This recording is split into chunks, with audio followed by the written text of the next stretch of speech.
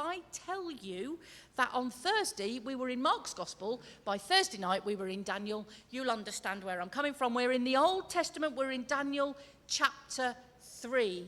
You might have to look it up in the index. It's beyond the bit that I can recite. I have to look up where it is. If you know the song, if you know a song that reminds us the Old Testament books in order, off by heart, maybe you can teach it to us later, Lee. Are you admitting to having to look up the contents to find out where Daniel is? Oh, you knew where it was. Lee knew where it was. Everybody look over Lee's shoulder. I would be still going. It's definitely fell out of my Bible. It's definitely not. I've got a defect one. We're in Daniel chapter 3. Daniel chapter 3. And, so I'm going to read it to us now. Daniel chapter 3. Does anybody need a minute or two? Have you all got it? King Nebuchadnezzar made an image of gold, 60 cubits high and 6 cubits wide. And he set it up on the plain of Dura in the province of Babylon. He then summoned the satraps, prefects, governors, advisors, treasurers, judges, magistrates, and all the other provincial officials to come to the dedication of the image he had set up. So the satraps, prefects, governors, advisors, treasurers, judges, magistrates, and all the other provincial officials assembled for the dedication of the image that King Nebuchadnezzar had set up, and they stood before it.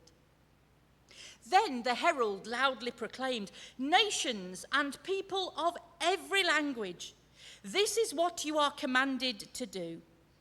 As soon as you hear the sound of the horn, flute, zither, lyre, harp, pipe, and all kinds of music, you must fall down and worship the image of gold that King Nebuchadnezzar has set up.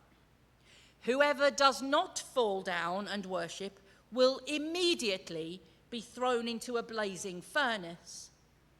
Therefore, as soon as they heard the sound of the horn, flute, zither, lyre, harp, and all kinds of music, all the nations and peoples of every language fell down and worshipped the image of gold that King Nebuchadnezzar had set up. At this time, some astrologers came forward and denounced the Jews. They said to King Nebuchadnezzar, "May the king live forever. Your Majesty has issued a decree that everyone who hears the sound of the horn, flute, zither, lyre, harp, pipe, and all kinds of music must fall down and worship the image of gold, and that whoever does not fall down and worship will be thrown into a blazing furnace. But there are some Jews who you've set over the affairs of the province of Babylon, Shadrach, Meshach, and Abednego, who pay no attention to you. They neither serve your gods nor worship the image of gold that you have set up."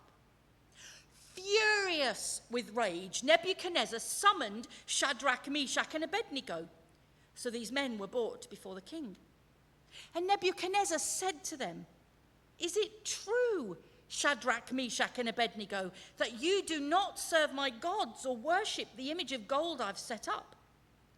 And when you hear the sound of the horn, flute, zither, lyre, harp, pipe, and all kinds of music, if you are ready to fall down and worship the image I made, very good. But if you do not worship it, you will be thrown immediately into a blazing furnace. Then what God will be able to rescue you from my hand?" Shadrach, Meshach, and Abednego replied to him, "King Nebuchadnezzar, we do not need to defend ourselves before you in this matter. If we are thrown into the blazing furnace, the God we serve is able to deliver us from it, and he will deliver us from your Majesty's hand. But even if he does not, we want you to know, your Majesty, that we will not serve your gods or worship the image of gold you have set up." Then Nebuchadnezzar was furious with Shadrach, Meshach, and Abednego, and his attitude towards them changed. He ordered the furnace heated 7 times hotter than usual and commanded some of the strongest soldiers in his army to tie up Shadrach, Meshach, and Abednego and throw them into the blazing furnace. So these men, wearing their robes, trousers, turbans, and other clothes, were bound and thrown into the blazing furnace. The king's command was so urgent and the furnace so hot that the flames of the fire killed the soldiers who took up Shadrach, Meshach, and Abednego. And these 3 men, firmly tied, fell into the blazing furnace. Then King Nebuchadnezzar leapt to his feet in amazement and asked his advisors, "Weren't there 3 men that we tied up and threw into the fire?" They replied, "Certainly, Your Majesty." He said, "Look, I see 4 men walking around in the fire, unbound and unharmed, and the 4th looks like a son of the gods." Nebuchadnezzar then approached the opening of the blazing furnace and shouted, "Shadrach, Meshach, Abednego, servants of the Most High God, come out, come here." So Shadrach, Meshach, and Abednego came out of the fire, and the satraps, prefects, governors, and royal advisors crowded around them. They saw that the fire had not harmed their bodies, nor was a hair of their heads singed. Their robes were not scorched, and there was no smell of fire on them. Then Nebuchadnezzar said, "Praise be to the God of Shadrach, Meshach, and Abednego, who has sent his angel and rescued his servants." They trusted in him and defied the king's command, and were willing to give up their lives rather than serve or worship any god except their own God. Therefore I decree that the people of any nation or language who say anything against the God of Shadrach, Meshach, and Abednego be cut into pieces, and their houses be turned into piles of rubble. For no other God can save in this way. Then the king promoted Shadrach, Meshach, and Abednego in the province of Babylon.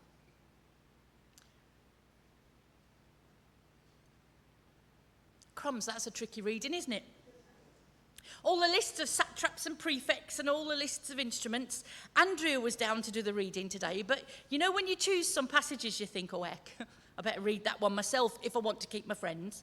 But it's one of those weird passages, isn't it? There's this story, and there's the story of Daniel in the lion's den that are sort of set at a similar time in exile. And they seem almost unbelievable. We teach them in Sunday school to our children, and they kind of become almost a fairy story or an Aesop's fable with a moral to trust God, rather than a historical account of something that actually happened to the people in exile. And I don't know about you, but I read this passage and I read how God saved Shadrach, Meshach, and Abednego from the blazing furnace, and I think, oh, that's nice. And then I carry on reading, because it is so far, so ridiculously far from my sphere of experience that it's hard to relate it to my life in any real way at all. But I really felt drawn to this passage this week. I tell you, on Thursday morning I was preaching from Mark's Gospel, as far as I was concerned. But this passage just wouldn't leave my head. Kind of get to the point where you say, okay, God, I'm listening. But even as I was drawn to it, I was like, okay, God, that's just daft. Now, what passage do you really want me to preach from? But I kept being drawn back and back and back to this passage. And one paragraph in particular, verses 16, 17, and 18, and the declaration there of faith in God that these 3 men make to the most powerful ruler on earth at that time. So let's have a look at the passage, shall we? Our reading is from Daniel 3, but we kind of need to understand what went on before this, what went on in Daniel 1 and 2, and the background to our passage this morning. Jerusalem has just been overrun by Babylon.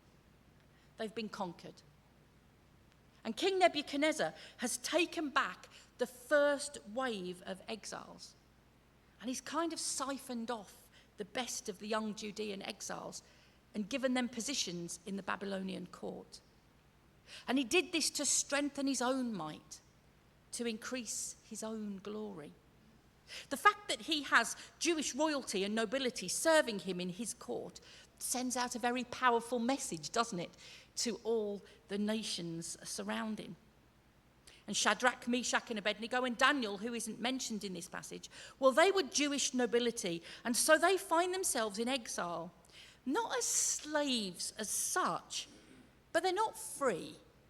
And they would have been expected to give full loyalty to their new king and to his gods. Now, we need to try and understand how the people would have felt. So the people have been taken into exile. Their city, their temple has been demolished.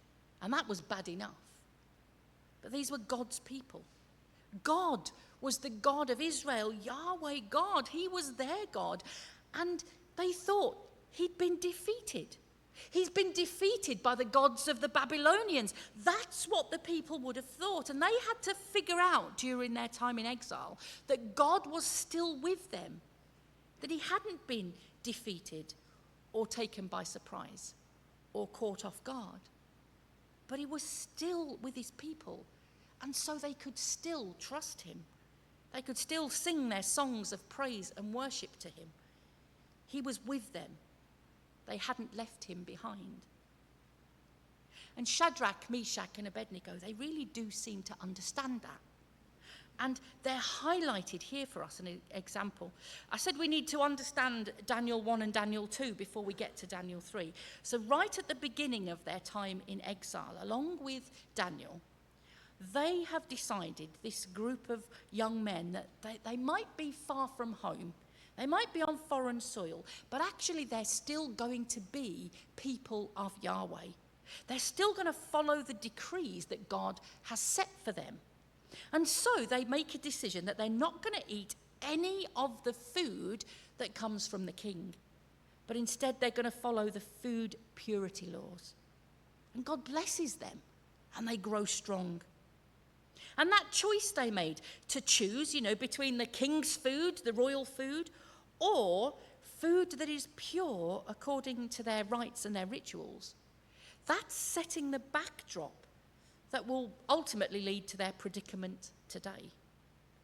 Will they give full allegiance to God or to the king?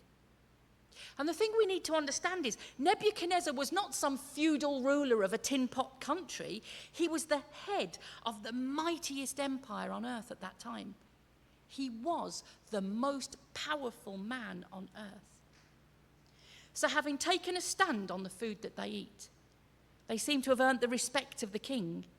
And then in chapter 2, when King Nebuchadnezzar has a dream of a huge statue, it's Daniel who, with God's revelation, is able to interpret that dream for him, much to the annoyance of the king's advisors and the astrologers who are bewildered.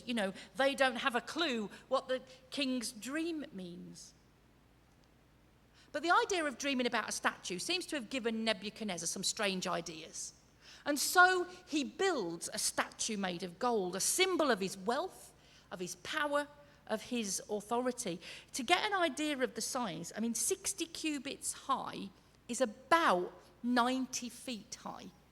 So what's that, about 9 or 10 stories high? It's about as high as a football pitch is long. Imagine a football pitch stood up on its end. That is about how tall it would be. And then it was 9 feet wide, made of solid gold. It must have looked pretty awesome and hugely impressive, shining in the bright Middle Eastern sunlight. It must have been almost blinding at times. But it's not enough for this king that he's got a giant golden monument to him and his reign. He wants to make it a focus of worship. This megalomaniac, power-hungry man doesn't just want to be king, he wants to be God. And so he puts on this grand gathering, a huge political rally, if you like. And he summons the great and the good of the land, all of the officials, all of the politicians, all of the people who work in his government. And he says to the people, look, when you hear the music, the great fanfares, then you must not just bow down before the statue or nod towards it. You must fall down on the floor and worship it. And the list of instruments is quite something, isn't it? It sounds wonderful. Lyres, harps, flutes, zither. I don't even know what zither is.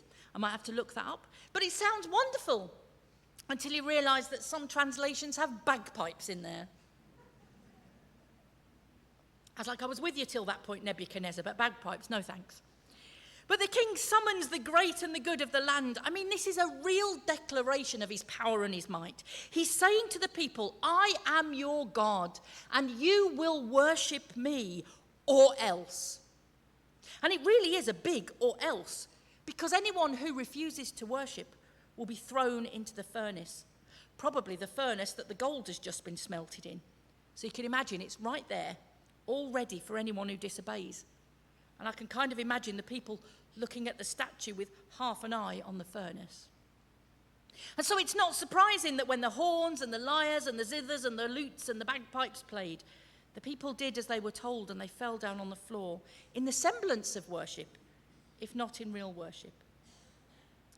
Now we get the idea that some of the people were really jealous of Shadrach, Meshach and Abednego, and probably actually of all the Jews who were in positions of authority. And that makes sense when we see from the passage that it's the astrologers that come forward and make a complaint against Shadrach, Meshach and Abednego. Did you notice that?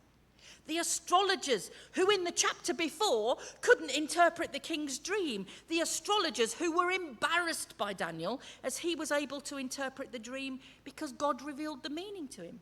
So you can imagine their jealousy and their insecurity festering. And that seems to be the motivation behind them going to the king and telling their tales, trying to get rid of these Jews, these foreigners that seem in such good standing in the land. Now, I just want to take a pause here and reflect on this bit of the passage. I wonder, were these three the only three people in the whole crowd that didn't worship the statue? They can't have been. I mean, Daniel's not even mentioned in this passage, so where was he? Were these three the only three people in the whole crowd that didn't worship? Were these three the only Jews who were there that day? I often wonder as I read this, what would I have done in their situation? Would I have had the courage to stand? Or would I have, for the sake of my safety and my family and my loved ones, just kind of given lip service to the king and done what he'd asked? And the honest answer is I have no idea. In the face of persecution, in the face of certain death, none of us know what we would do. In the face of certain death, which is what these three now faced, what would I do? But then comes such a declaration of faith in God, such a proclamation of who God is, and a profession of faith and trust in him. It absolutely blows me away. The king is furious. He's absolutely livid that these young men have not done as he's asked, but he obviously has some affection or some respect for these men, because he doesn't immediately send them off to their death as he threatened. He actually, surprisingly, gives them another chance. He brings them in and he says, you know, you do realise how serious this is. You do realise I'm going to have you thrown in the fire. Just bow down. Just fall on the floor. And then you can go back to your day jobs. What's the problem? And we get to verses 16, 17 and 18, which if you have your own Bible in front of you today, underline them. Because for me, these are some of the best verses in the whole Bible. Verse 16, Shadrach, Meshach and Abednego replied to him, King Nebuchadnezzar, we do not need to defend ourselves before you in this matter. If we are thrown into the blazing furnace, the God we serve is able to deliver us from it, and he will deliver us from your majesty's hand. But even if he does not, we want you to know, your majesty, that we will not serve your gods or worship the image of gold that you have set up. In other words, no matter what happens, no matter what you threaten us with, no matter what you do to us, we will not worship you or anyone else. We will worship God. just because someone or something can take away your earthly life, it doesn't mean that God is not worthy of our worship. I absolutely love that.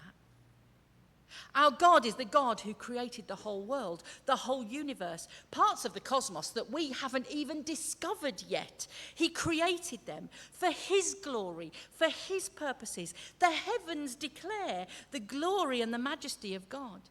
And yet the God who created everything cares intimately about these three faithful men, and he cares intimately about you and what you are facing and what you are going through. Our God is big enough to carry us through. Our God is mighty to save. Our God is an awesome God, and he is able to deliver us from the flames of the fiery furnace. But even if he doesn't, even if in his wisdom he takes these young men, because they would have been young men, even if he takes them home, he is God, and he is worthy to be praised. And then we know how it ends. King Nebuchadnezzar, in his rage and his anger, has the furnace heated up so hot that the guards who take these men to their death are themselves burned up. And Shadrach, Meshach and Abednego are tied up and thrown into the fire. And then we get that wonderful scene, don't we, where Nebuchadnezzar looks into the fire and he sees the men in there completely unharmed, and a fourth person in the fire with them, one who looks like a son of God. And the fourth man in the fire, well, he shows us something vital, something crucial. See, God does not always rescue us from the furnace. God doesn't always take the furnace out of our path, but he is always with us in it. Just as he stood with Shadrach, Meshach and Abednego, he stands with us in our struggles, in our heartbreaks and our fears. This doesn't mean that we won't face trials or that everything will always go smoothly. God's faithfulness doesn't guarantee a life without pain or challenge. In fact, these three men walked right into the flames. But God's presence in the furnace changes everything. His presence was with them in the literal fire, shielding them and protecting them. But I just want to focus on the declaration that these young men made for a minute. Because as followers of Jesus, we're always looking for the happy ending, aren't we? We're always looking for the times when God heals, for the time when God saves, for the times when God comes through for us. But church, what happens when he doesn't? What happens when you're still in pain? What happens when the person you're praying for doesn't turn to the Lord in their lifetime? What happens if God doesn't save you from the fiery furnace that you're facing? Will we, like these young men, still worship him? Will we choose to praise him when things are at their worst, as well as when things are at their best? Sometimes in our own lives, we see God's protection in obvious ways, don't we? A loved one healed, a problem resolved, a relationship restored. But more often, it's that quiet assurance, that knowledge, that sense of the presence of God with us through the difficult times. Hebrews chapter 11, one of the best known and best loved passages of the Bible. It's called the roll call of faith, isn't it? And it starts off listing all these huge heroes of the faith, Abraham and Moses and people like that. And it tells of all the great things they did through their faith in God. You know, we get to verse 32 and it says, "What more shall I say? I do not have time to tell about Gideon, Barak, Samson and Jephthah, about David and Samuel and the prophets, who through faith conquered kingdoms, administered justice and gained what was promised, who shut the mouths of lions, quenched the fury of the flames and escaped the edge of the sword, whose weakness was turned to strength, and who became powerful in battle and routed foreign armies. Women received back their dead, raised to life again." I mean, wow! We really should be in no doubt whatsoever that we serve a mighty God. Our God is able to save us from the fiery furnace that we face. He's able to save us from whatever situation or circumstance we face. Our God is mighty. Our God is faithful. Our God is able. But Hebrews 11, our roll call of the faithful, carries on from the second half of verse 35. It says, there were others who were tortured, refusing to be released so that they might gain an even better resurrection. Some faced jeers and flogging and even chains and imprisonment. They were put to death by stoning. They were sawn in two. They were killed by the sword. They went about in sheepskins and goatskins, destitute, persecuted, and ill-treated. The world was not worthy of them. They wandered in deserts and mountains, living in caves and in holes in the ground. These were all commended for their faith, yet none of them received what had been promised, since God had planned something better for us, so that only together with us would they be made perfect. You see, that's what Shadrach, Meshach and Abednego knew. That's how they could stand up and face the king, even in their fear. Because they knew that whatever happened, if God saved them from the flames, well, hallelujah. But even if he didn't, he would still save them from Nebuchadnezzar's hand, and they would receive something better. They would be made perfect in glory. They would receive their eternal reward. This morning, church, I want to remind us that we serve a mighty God, a God who is able to bring us through the most difficult times, a God who is able to heal us and deliver us. But church, even if he doesn't, will we still choose to praise him? Will we still choose to worship him right to the very end?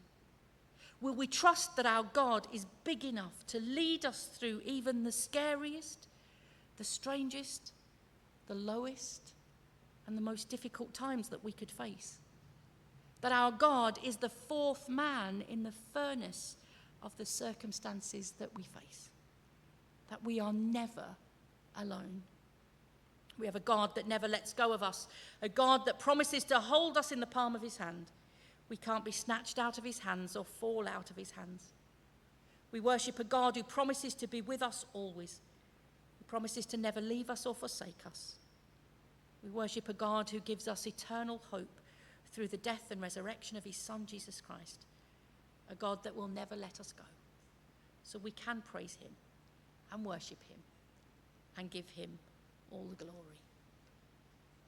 We're going to sing our final song now, a reminder of the God who never lets us go. We're going to sing, "Oh no, you never let go." Through the calm, through the storm, our God is always with us.